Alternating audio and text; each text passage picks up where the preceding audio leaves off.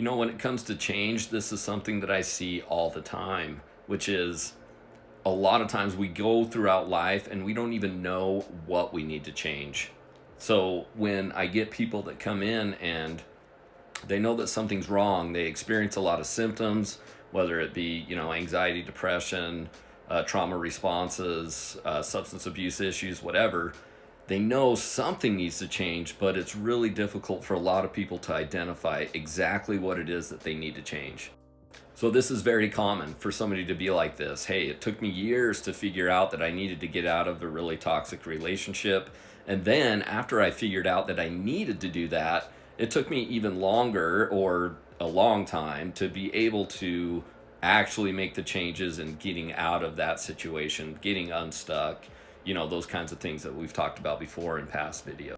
So, like I said in one of my podcasts, one of the ways that you can identify if something needs to change is to ask yourself, do I want to feel like this for the rest of my life?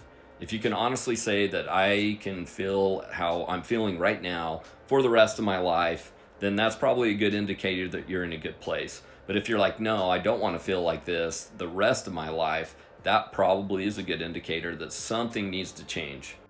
I'm biased, but a great way to think about and identify what you need to change is by coming into therapy and verbalizing it out loud so that you can kind of figure out what it is you need to change. You don't have to do this, but the way to do it for yourself is to go through different categories of your life. So you go through categories of like your job, your family, your friendships, your family relationships.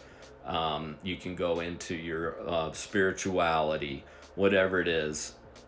You look into the different categories of your life and where you spend your time, your physical health, that's another big one.